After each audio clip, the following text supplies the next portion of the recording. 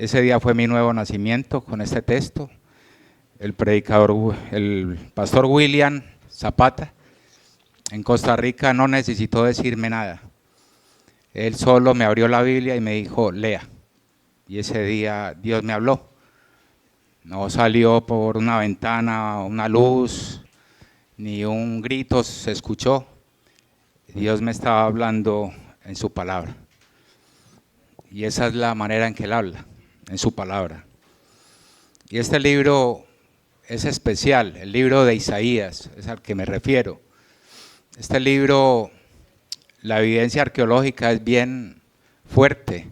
Tenemos un manuscrito de casi 8 metros de largo en Israel, en el Museo de Israel. No había ninguna evidencia hasta el año 1947, donde en Qumrán se encontró ese rollo y hoy está ahí.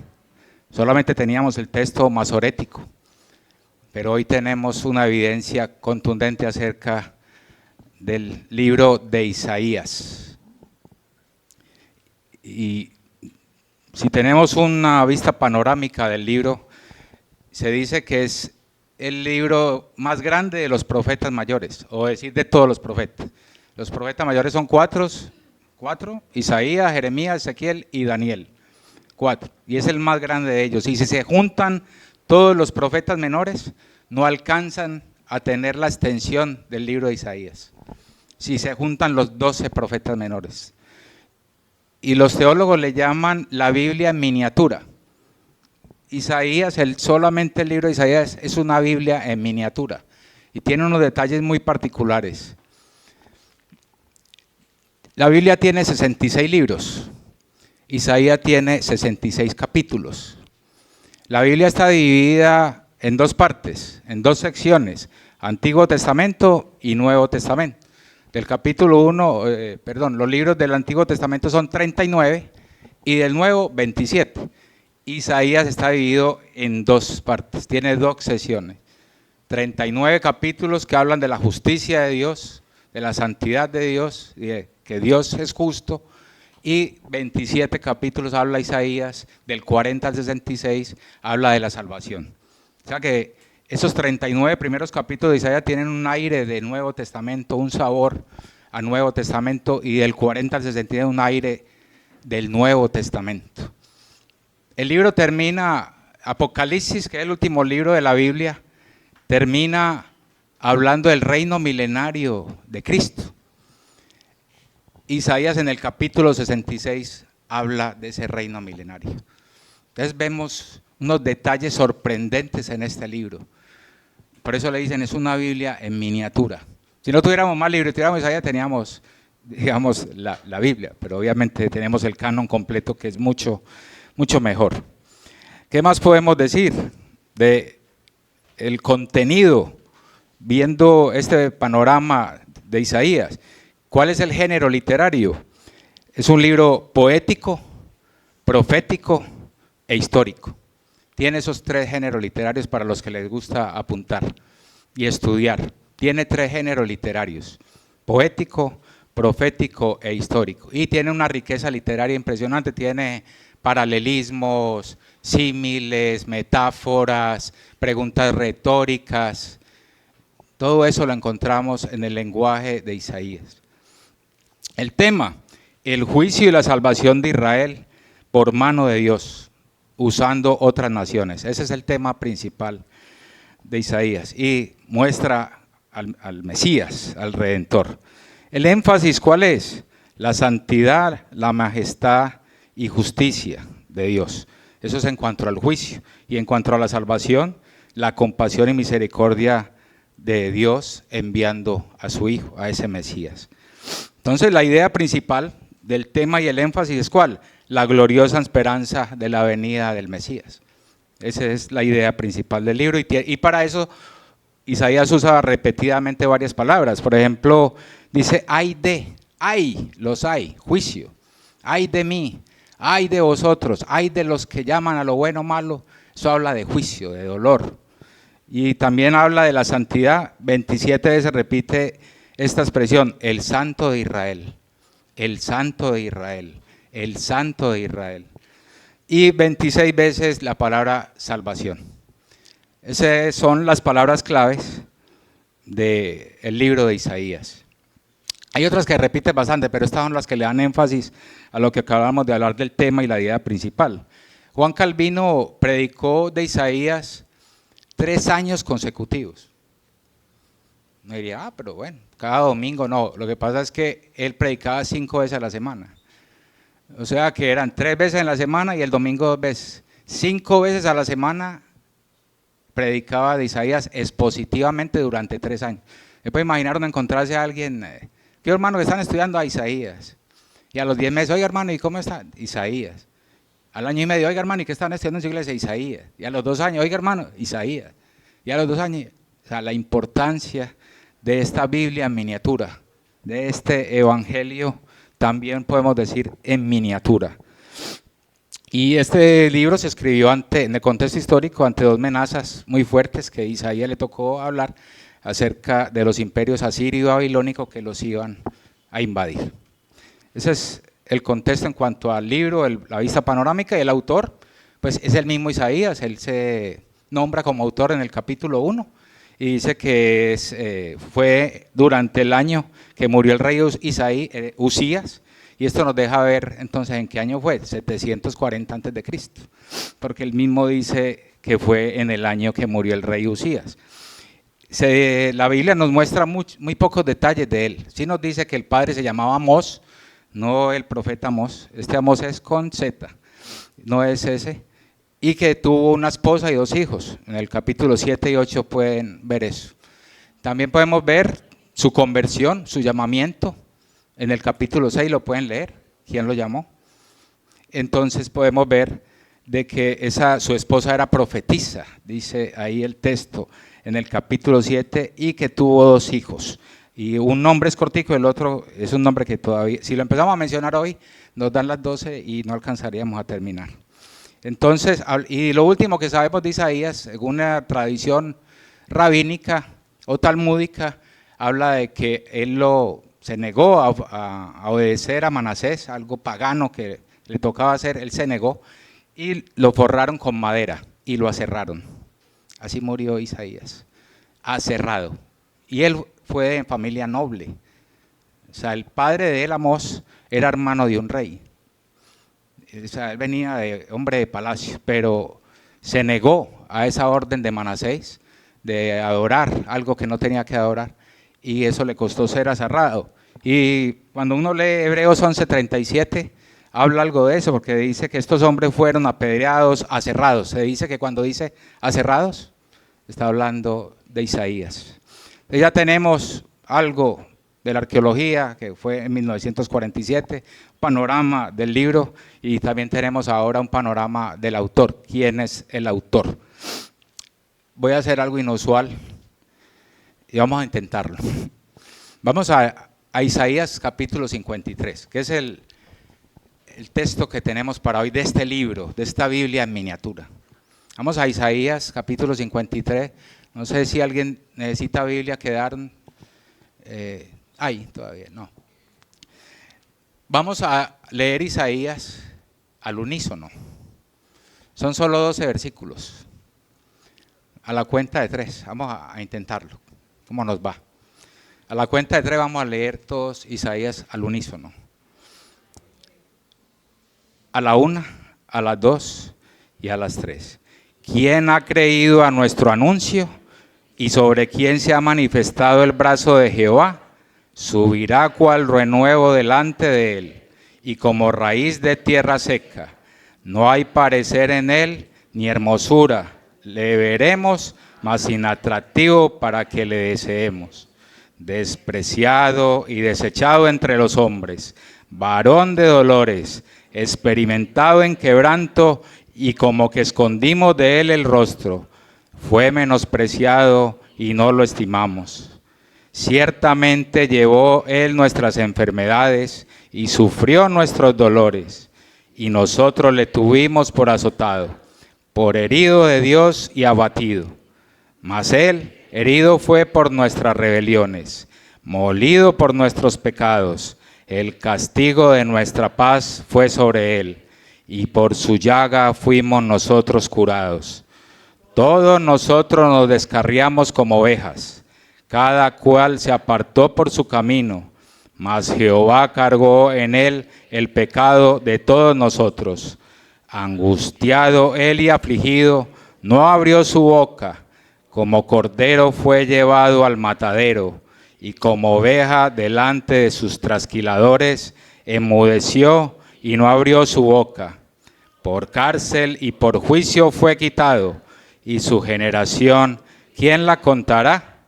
Porque fue cortado de la tierra de los vivientes, y por la rebelión de mi pueblo fue herido, y se dispuso con los impíos su sepultura, mas con los ricos fue en su muerte, aunque nunca hizo maldad, ni hubo engaño en su boca. Con todo eso, Jehová quiso quebrantarlo, sujetándolo a padecimiento. Cuando haya puesto su vida en expiación por el pecado, verá linaje, vivirá por largos días, y la voluntad de Jehová será en su mano prosperada. Verá el fruto de la aflicción de su alma, y quedará satisfecho. Por su conocimiento justificará a mi siervo justo a muchos, y llevará las iniquidades de ellos. Por tanto, yo le daré parte con los grandes, y con los fuertes repartirá despojos, por cuanto derramó su vida hasta la muerte, y fue contado con los pecadores, habiendo él llevado el pecado de muchos y orado por los transgresores. Oramos. Padre celestial y bueno, queremos, Señor, adorarte, Señor, continuar en esta mañana exaltándote, Padre, y ahora lo hacemos por medio de tu palabra, Señor, escuchando tu voz, Señor, que hoy sea el día de salvación para muchos, Padre eterno, que hoy, Señor, aquellos que no han conocido a tu Hijo Cristo, sea ese día maravilloso de la salvación para su vida eterna, y para aquellos, Padre, que ya aceptaron a tu Hijo Cristo, que hoy sea un llamado a servirte, a entregarse totalmente a ti. Que sea tu Espíritu Santo hablándonos en esta mañana, y Padre, te pedimos que abras nuestra mente, Padre, que abras nuestro corazón, para que tu palabra llegue a nosotros, a nuestra alma, y podamos obedecerla. En el nombre de tu Hijo Cristo oramos y quedamos bajo la comunión de tu Espíritu Santo. Amén, Señor. Amén. Entonces, eso que acabamos de leer ahí, al unísono, es el Evangelio reducido en miniatura también. Así como Isaías, el libro, es la palabra en miniatura, la Biblia en miniatura. Este es el Evangelio, el resumen de los 4 evangelios. Y son detalles muy precisos. 740 años antes del Mesías. Es increíble los detalles que da este. Es más, algunos dicen, nosotros no creemos que Isaías ni haya existido, porque es imposible que un hombre haya dado tantos detalles acerca de la venida de otra persona. Spurgeon sabe qué dice acerca de este capítulo. Dice, cuando estamos leyendo Isaías, estamos parados en tierra santa, dice él. Deberíamos quitarnos el calzado de los pies al estar parados en esa tierra santa. Y él dice que eso es porque aquí está condensada toda la esencia y la naturaleza de las Escrituras. Y Lutero fue un poco más allá y dijo, para todo creyente es obligatorio saberse de memoria Isaías 53. Para todo creyente. Fue muy largo ese texto, ¿no? Son solo 12 versículos. El Evangelio resumido, 12 versículos. Hasta los judíos niegan, si de pronto encontramos un judaizante, un judío, ellos dicen, ahí no estaba hablando Isaías del Mesías, ahí lo que estaba hablando era de la nación de Israel. O sea, para ellos este capítulo no significa mucho, o si lo aplican, lo interpretan, es hacia la nación de Israel. Eso es lo que un grupo de judíos dice. Y otro grupo dice, Isaías está hablando es acerca de él mismo. Ahí no está hablando de ningún Mesías. ¿Qué le podríamos decir nosotros a un judío o un judaizante? Si no lo encontramos, lo podríamos evangelizar con este capítulo. Pero para eso es muy importante algo cuando uno lee la palabra, la estudia, se llama el contexto. Con el contexto, sí podemos decirle a la persona, venga, sentémonos a estudiar y vamos a mirar si sí habla del mismo Isaías, o habla de la nación de Israel, o está hablando de una persona. Y el contexto de Isaías 53 está en los versículos anteriores, o sea, Isaías 52. Vamos a Isaías capítulo 52, los versículos 13 al 15. Isaías 52, o sea, antecitos ahí, media página. 52, 13 al 15.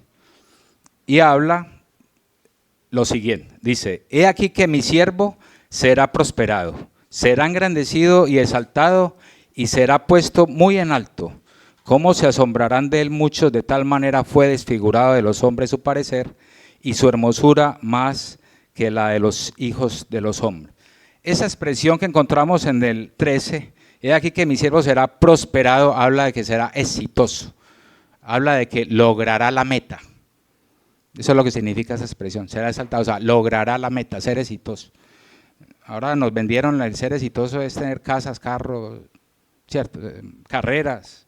No, es lograr la meta, es lo que dice ahí. Es lograr el propósito para lo cual algo o alguien fue creado. Eso es lo que significa la palabra éxito. No significa tener plata, ni nada de eso.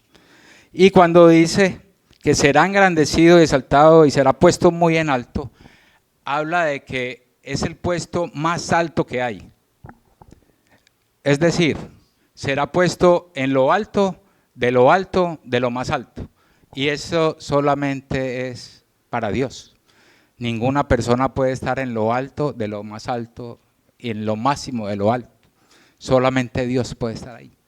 O sea que lo primero es que no puede estar hablando de una nación porque está hablando de una persona que logra el éxito. Y cuando dice, ahí en el 14, dice, como se asombraron de ti muchos, de tal manera fue desfigurado de los hombres. Mire lo que dice. Su parecer y su hermosura más que la de los hijos. Ahí está hablando del ser humano. Si leemos otras versiones, por ejemplo, la Nueva Traducción Viviente, dice, pero muchos quedaron asombrados cuando le vieron. Tenía el rostro tan desfigurado que apenas parecía un ser humano. Y por su aspecto no se veía como un hombre. Ahí está hablando de una persona que fue salvajemente masacrada y lo dejaron sin rostro. Eso fue lo que hicieron con Cristo. Y la Nueva Versión Internacional también lo dice. Muchos se asombraron de él, pues tenía desfigurado el semblante. Una nación no tiene semblante. Nada de humano tenía su aspecto. O sea, no parecía una persona, viéndole el rostro desfigurado. Y la Biblia latinoamericana, que me gusta el lenguaje, es como muy fresco, dice, así como muchos quedaron espantados al verlo, pues estaba tan desfigurado, mira cómo dice, pues estaba tan desfigurado que ya no parecía un ser humano. Entonces no está hablando de una nación, no está hablando del mismo Isaías, porque Isaías no está en el lugar alto, no es Dios. Está hablando del siervo del Señor, de Cristo, el Mesías. Y ahí nos deja ver la brutalidad con que fue golpeado nuestro Señor Jesucristo. Fue golpeado brutalmente. Nosotros vemos que el mártir del Calvario le daban como unas palmas, ¿no? Ahí dice el texto que le daban puñetazos. Los romanos tenían unas manos, ellos eran entrenados, el cuerpo de un romano era, yo soy muy enano, ellos medían 1,90, 1,80 y algo para ser soldado romano y eran fuertes. Un golpe de un hombre, esos le quedaron el tabique, lo desfigura, un solo golpe. Dice que lo agarraron a puñetazos y le decían, profetiza, ¿quién te golpeó? Eso padeció el Señor. Quedó sin rostro el Señor. O sea que ¿cómo logró el éxito el Señor? Muriendo, sufriendo. Porque Él vino a eso, a morir, a sufrir. Entonces vemos que si hablamos con un judío, un judaizante, lo llevamos al contexto y podemos decir, no, ahí no está hablando de Isaías. Isaías no es Dios que está en lo más alto. Y no está hablando del mismo Isaías, ni de un pueblo. Está hablando de un siervo sufriente, que es Cristo. Y ahora sí lo podemos introducir a Isaías 53. Por eso esto le llama, todo este texto le llaman la cámara, mire cómo le llaman, la cámara demoledora de los rabinos. Ahí los rabinos quedan sin argumentos, así le llaman. O la conciencia de los judíos, así le llaman. Vamos a entrar entonces a lo que acabamos de leer al unísono. Ya vimos el contexto, ahora sí, vamos al versículo 1, 53:1. Mire cómo comienza diciendo, si entendemos el versículo 1, vamos a entender el lenguaje de lo que pasa. El 53:1 dice, ¿quién ha creído a nuestro anuncio y sobre quién se ha manifestado el brazo de Jehová? Esa expresión, ¿quién ha creído a nuestro anuncio?, está en algo que los hebreos usan mucho en su literatura, y eso es lo que se llama un pretérito profético. O sea, Isaías está hablando de la siguiente manera, póngale mucha atención porque esta es la manera en que uno entiende este capítulo. Isaías está profetizando algo, o sea, algo que es hacia el futuro, pero que los que están en el futuro miran hacia atrás. Por eso él habla en pasado. Está profetizando algo en pasado, o sea, él está diciendo algo en el futuro, pero que esas personas en el futuro, ¿cómo lo van a ver? Mirando hacia el pasado, pretérito, pasado. Así debemos entender. Entonces, esa primera pregunta es como si estuvieran dos judíos allá en Jerusalén, o del remanente que han creído, mirando hacia atrás y dirán, ¿y por qué no hemos creído? ¿Por qué no creímos ese anuncio cuando él vino? ¿Qué nos pasó? Cuando él vino, ¿por qué no pudimos entender ese anuncio? Porque Dios no lo reveló. Está hablando en ese lenguaje. Y por eso se usa esa figura literaria, un pasado profético, un pretérito profético.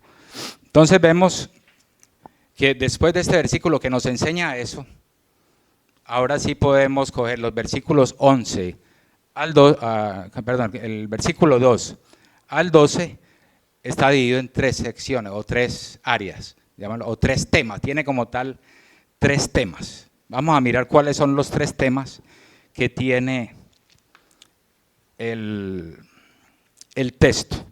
El primer tema que nos habla está muy marcado, comienza hablando en el versículo 2.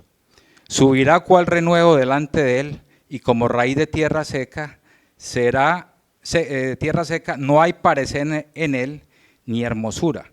Le veremos más inatractivo para que lo deseemos. ¿Eso qué quiere decir? ¿Qué es lo que está hablando Isaías ahí? ¿Qué es lo que representa eso? Que Cristo no tenía una realeza, no tenía un atractivo para ser un rey, porque ellos estaban esperando un rey que viniera con nobleza, realeza, y no, Cristo viene como una persona normal, y por eso ellos decían, ¿acaso no es este hijo del carpintero? ¿Acaso su mamá no se llama María y sus hermanas están entre nosotros y sus hermanos se llaman José, Jacob, Simón? Mateo 13:55, pueden leerlo. Ahí están los nombres hasta de los hermanos. Y ellos no veían ninguna realeza, lo veían como una raíz de tierra seca. Algo trata de brotar en el desierto y no puede brotar. Es algo sin apariencia, no tiene ni hojas. Es un chamusco, no sé, en Medellín le llamamos así un chamusco, eso es lo que se usa para chamuscar los marranos en diciembre, los cerdos. Un chamusco, así se veía él, veían en él. Y cuando dice que escondía de él el rostro, habla, no que se tapaban, habla de que hacían esto. O sea, cuando él venía, le daban la espalda, es lo que significa eso ahí. Cuando dice que escondían de él el rostro, le damos la espalda. Hoy puedes estar acá y llevar tiempo, años, y cuando te hablan de Cristo mejor. Yo no. Yo creo en Dios. Yo creo en Dios, pero cristiano todavía no quiero. Eso no es tan importante ahora. Tengo muchas cosas que hacer. Estoy muy ocupado. Entonces esa primera sección nos habla de que ese Mesías, ese es el tema de la primera sección o primer parte. El Mesías es desechado por ser un rey sin realeza. Un rey sin realeza, y por eso decían, no puede ser un rey, aunque él era un rey, pero como no veían realeza decían, no, desechémoslo. Pero hay un problema, si de pronto alguien dice, yo lo que hago es creer en Dios. Eso de Cristo ahora yo no tengo tiempo, eso a mí no. Hay un pequeño problema, es un pequeño problema. Y Jesús lo habla en Juan capítulo 10, 16. Vamos a Juan capítulo 10. Juan capítulo 10. Dejamos un dedito ahí marcado para que podamos entender. Juan capítulo 10, versículo 16. La parte B. Hay un punto y coma ahí en la primera parte y mira lo que dice. Y el que me desecha a mí, desecha al que me envió. Es un texto que está en, perdón, hermano, está en Lucas. Lo llevé a donde no era. Lucas capítulo 10. Lucas capítulo 10, versículo 16. Está Cristo hablando con los fariseos, bueno, ustedes, y mire lo que les dice en la parte B. El que me desecha a mí, desecha al que me envió. Tú no puedes, nadie, ninguna persona en el mundo puede decir, yo creo en Dios, pero en Cristo no. Es imposible eso. O sea, estás en un pequeño problema. Si crees en Cristo es porque has creído en el Padre, y crees en el Padre es porque crees en Cristo. No hay manera de desunirlos. O sea que esto es para tomar decisiones. Esto es para tomar decisiones. Tienen nomás dos opciones. A veces nos pintan 5 opciones. Opción 1, 2, y bueno, me voy a tomar un tiempo para estudiar cuál más me conviene. Aquí no hay ni 5 ni 10, hay 2. O desechas al Mesías, que estás desechando al Padre, o lo aceptas, no queda más. No tienes más opciones. La Biblia habla así, blanco, negro, salvación, perdición, ¿cierto? Santidad, pecado. O sea, no habla de muchas opciones, dos. Entonces vemos esa primera parte, el Mesías es desechado por ser un rey sin realeza y de llamarnos la atención. Por eso dice ahí, no tenía ningún atractivo. Y esa primera sección son los versículos 2 y 3, ahí donde se muestra esa primera parte, los versículos 2 y 3. Subirá cual renuevo delante de él y como raíz de tierra seca, no hay parecen en él ni hermosura, le veremos, mas inatractivo para que le deseemos. Ahí está, desechado, o sea, despreciado y desechado entre los hombres, varón de dolores, experimentado en quebranto y como que escondimos de él el rostro. Ahí está hablando. Fue desechado cuando Jesús venía, ¿qué hacían los fariseos? Daban la espalda. Eso era lo que hicieron. No vemos, no, ¿qué rey va a ser este? Esa es la primera, lo que nos muestra ese versículo 2 y 3 como primer parte. Y ya esto nos introduce a qué va a pasar con ese siervo. ¿Qué va a pasar con ese rey sin realeza desechado? Los versículos 4 al 8 de la segunda parte. Y lo llamamos el sufrimiento del rey desechado. El sufrimiento del rey desechado. Ese rey que fue desechado va a padecer. No solamente fue que lo despreciaron, ahora va a ver que le tocó sufrir. Y dice, ciertamente llevó él nuestras enfermedades, ahí en el versículo 4, y sufrió nuestros dolores. Y nosotros le tuvimos por azotado, por herido de Dios y abatido, mas el herido fue por nuestra rebelión. Ahí está hablando de puro sufrimiento. Y ahí está lo que hablamos en el versículo 1, que está hablando en un pretérito profético. ¿Está todo en qué? Pasado. Ciertamente llevó, ¿cierto? Sufrió, nosotros le tuvimos por azotado, el castigo de nuestra paz fue sobre él, algo que todavía no había pasado, pero está hablando en pasado. Por su llaga fuimos nosotros curados, en el versículo 5. En el 6, todos nosotros nos descarriamos como ovejas y dice, Jehová cargó en él el pecado, y Cristo no había nacido. Angustiado y afligido, no abrió, ahí ya está hablando él, no abrió su boca, dice que fue llevado al matadero. Ahí vemos el sufrimiento de ese rey que ellos decían, no tiene ninguna realeza. Si eres Dios, bájate, saca. Enmudeció y no abrió su boca. Vemos todo en pasado, pero lo importante es que veamos el sufrimiento de ese rey. Y ahora cantábamos que ese sufrimiento que nosotros tenemos acá no se compara al de él. Y que cómo es posible que un justo venga y muera por mí. ¿Sabe cómo se llama eso? Lo cantamos también en Glorioso Intercambio. Yo creo que varios lloraron con ese, ¿cierto? Con ese himno, Glorioso Intercambio. Mira cómo empieza el himno. ¿Cómo es posible que el justo venga y se encarne y venga a morir por mí? Esa pregunta no tiene respuesta. Por eso lo pregunta ahí, ¿cómo es posible? Si a uno le dice, oiga, venga, explíqueme algo en la Biblia, ¿qué? Una avioneta se cayó con 10 niños y se murieron. Explique, eso es fácil de explicar. Lo que es imposible de explicar es por qué el justo se humana y viene y muere por mí, por un impío como yo, un inicuo. Eso sí no lo podemos explicar. Y si alguien tiene la explicación, dice esto que acabamos de leer ahí en los versículos 4 al 8, todo lo que habla, cuando dice murió por, eso es lo que habla de la sustitución, glorioso intercambio. Murió por nuestros pecados, llevó Él habla de sustitución. Y la sustitución de Cristo podemos ver que el amor y la justicia de Dios. Eso es lo que habla la sustitución. Pero no debemos ir al otro extremo, no enfrentar al Padre con el Hijo como enemigos. No, es que el Padre vio a Jesús como un pecador y no, entre ellos siempre hubo comunión, siempre. Ellos no fueron enemigos. No debemos ver la sustitución como que el Padre se enemistó con su Hijo. Cuando termina Jesús en la cruz dice, en tus manos encomiendo mi espíritu. Ahí no había enemistad ninguna entre el Padre y Él. Ahí no había enemistad. ¿Por qué vemos esa enemistad? Lo que vemos en la palabra es sustitución, que es una obra vicaria. Cuando escuchan la palabra vicario es eso, que alguien viene y muere por mí, padece lo que yo merecía pasar. O sea, lo que yo padezco, lo merezco.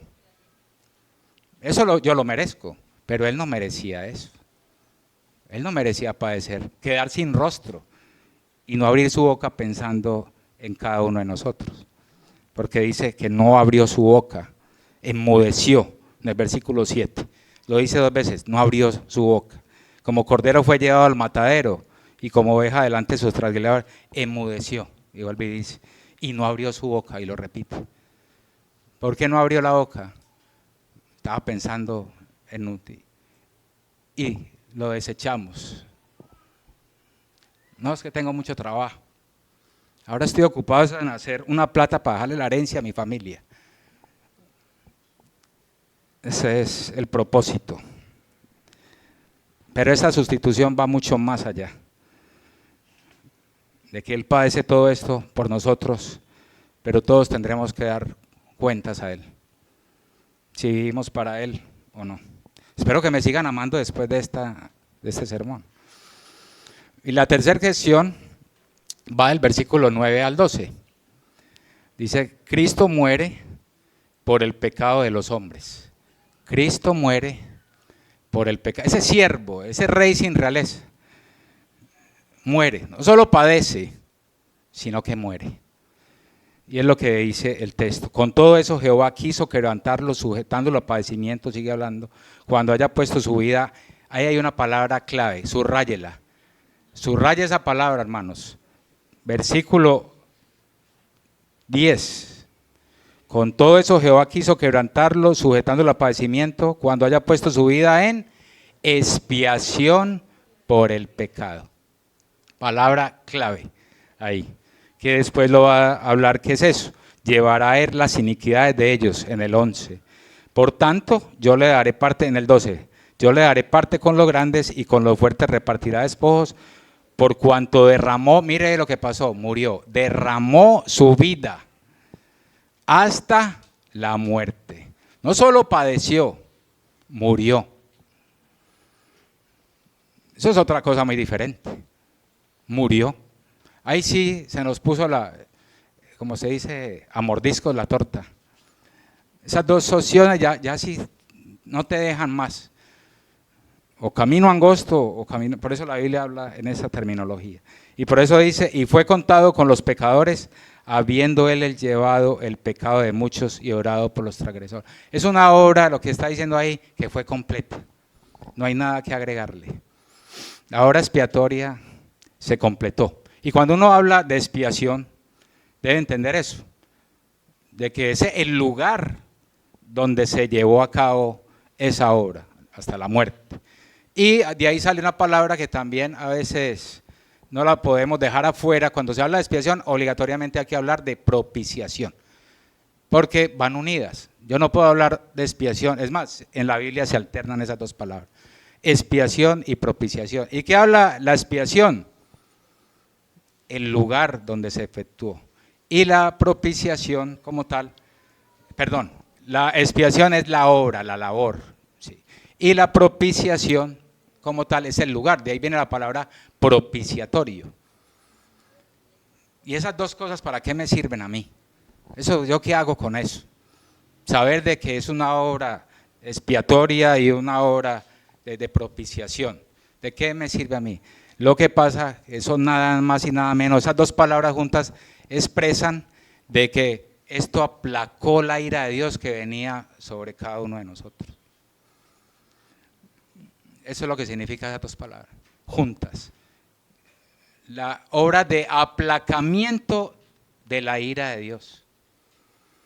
Es lo que, porque esa palabra propiciación, cuando uno va a la raíz etimológica, habla de alegría. Ya Dios no está irado, ya está alegre. No me tiene que condenar. Entonces habla de que esa obra de Cristo, de este rey sin aparente realeza, satisfizo las demandas de Dios. Es lo que expresa eso también, que satisfizo todas las demandas. Ningún hombre podía satisfacer todas las demandas. Tenía que ser el justo. Y esas dos palabras, oye, ¿y dónde está todo eso? Eso está en Hebreos 2:17. Si alguien lo quiere ir allá, lo va a leer. Si quiere ir allá y deja un dedo ahí. Dice, por lo cual debía ser en todo semejante a sus hermanos, para venir a ser misericordioso y fiel sumo sacerdote en lo que a Dios se refiere, para expiar los pecados del pueblo. Ahí es la expiación, que lo habla Isaías 53. Y la propiciación está en Romanos 3:25, a quien Dios puso como propiciación por medio de la fe en el lugar donde se iba a efectuar esa expiación. Y los dos juntos hablan de que esa ira que venía contra mí, Cristo la aplacó. Es importante eso, es importante saber. Entonces no es lo mismo sustitución, expiación y propiciación. No es lo mismo. Y que nunca hubo enemistad entre el Padre y el Hijo. Entonces podemos entender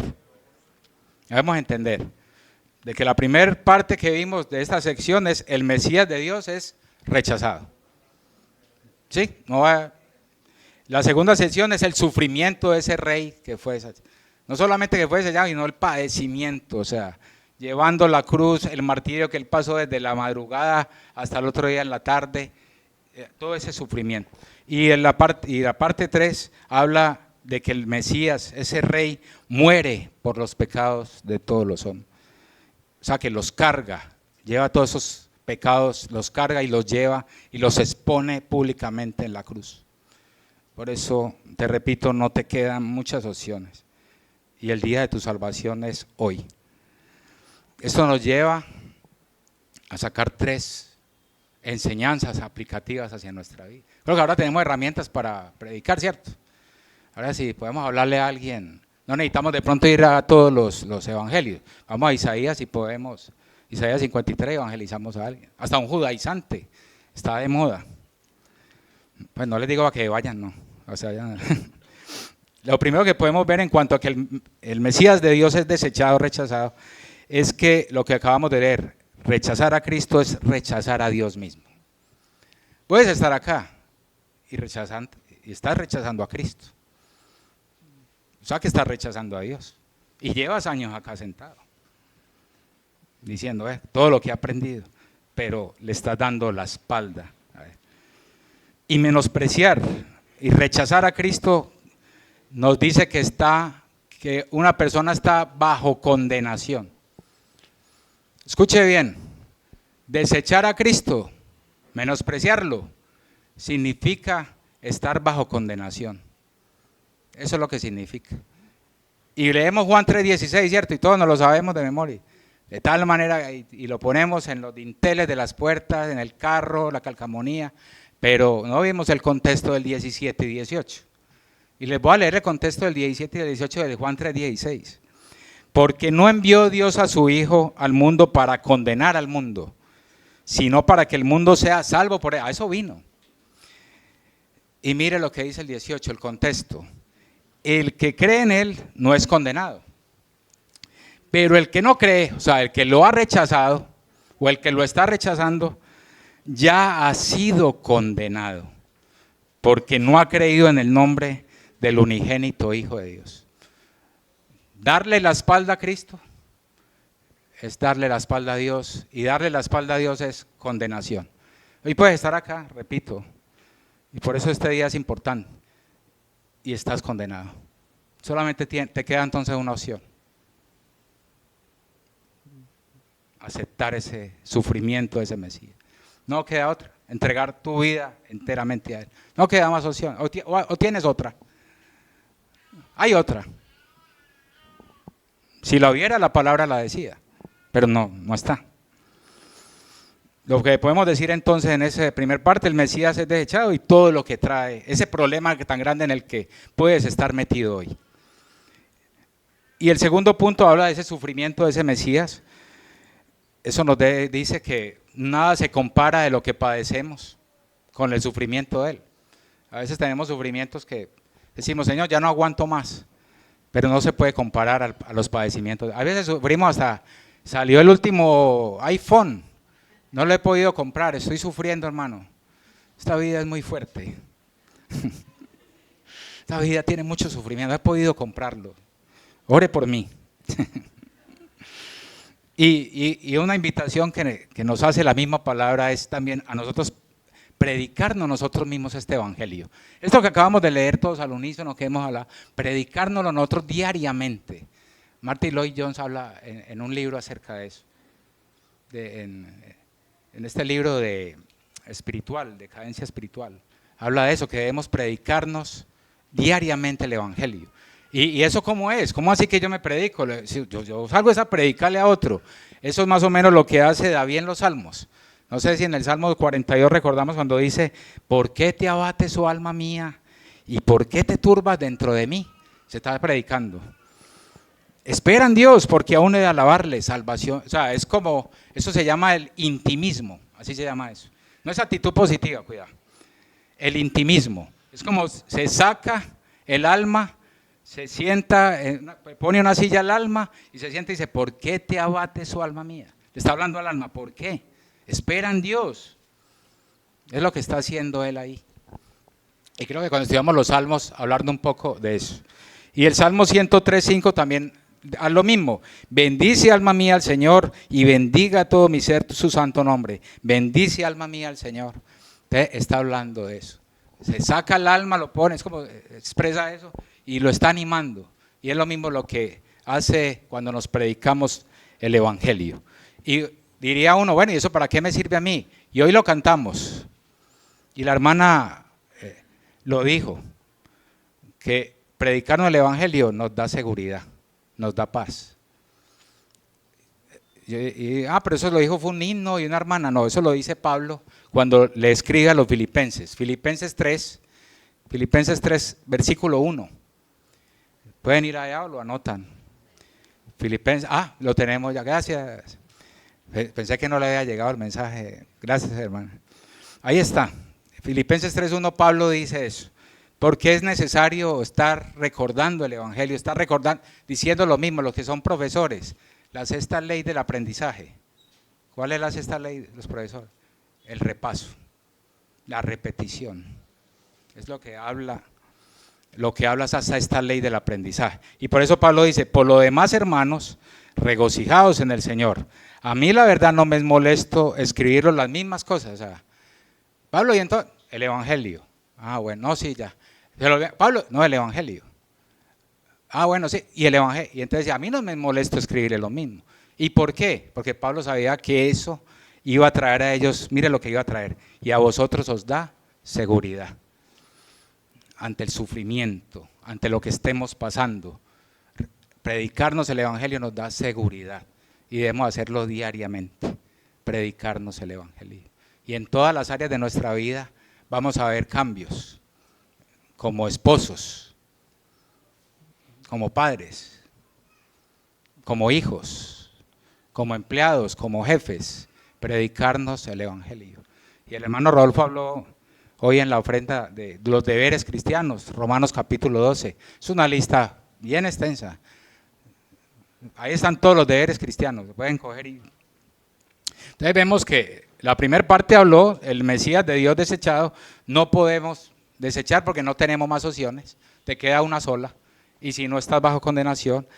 La segunda parte, el sufrimiento de ese Mesías, todo lo que pasó no se compara, no hay manera de que digamos esto está muy duro porque subió la gasolina. Y que debemos predicarnos diariamente el Evangelio, porque eso nos da, ahí está subrayado, seguridad. Y la tercera parte, o la tercera sección o parte de lo que acabamos de ver en Isaías 53, habla de que el Mesías muere por los pecados de los hombres, los carga y los lleva a la cruz. Esta fue la forma en que Cristo fue exitoso. ¿Recuerdan cuando leímos el contexto 52? El Mesías lo logró la meta. Y esto nos debe llevar a pensar, ¿estoy logrando la meta? ¿Estoy yendo hacia allá? ¿O estoy yendo hacia otro lado? Cristo tenía la meta, voy hacia allá. Y unas mujeres salieron y dijeron, ay, llorando, y decían, no lloren por mí, lloren por vuestros hijos. Yo voy a la meta, queda poco. Estaba pensando era en cada uno de nosotros. Y nos llamó a todos ¿a qué? A cargar la cruz, a seguirlo. El pastor Jonathan lo hablaba hace 8 días. Dejarlo todo para ganarlo todo. Y dejar todo es ganar lo más grande que puede ganar una persona en este mundo. Ganar a Cristo. Y poner toda su mirada en Él. Hoy este texto no nos deja otra opción. Esto que acabamos, lo que usted leyó al unísono, no te deja otra opción. Si no eres creyente, te invita a tomar una decisión radical hoy. Hoy es el día de salvación, no existe mañana. No, pero yo llevo ya ahí en la iglesia y hasta me amaño, ya tengo amigos y amigas. No sirve eso. Es Cristo el Señor. Y si ya has recibido a Cristo, esto hoy también te debe confrontar y te debe decir, bueno, ¿por qué no le sirves al Señor? ¿Por qué tu vida no está impregnada del Evangelio? ¿Por qué todavía desconfiamos del Mesías? ¿Por qué no tenemos esa seguridad que dice ahí? ¿Por qué todavía estoy deprimido?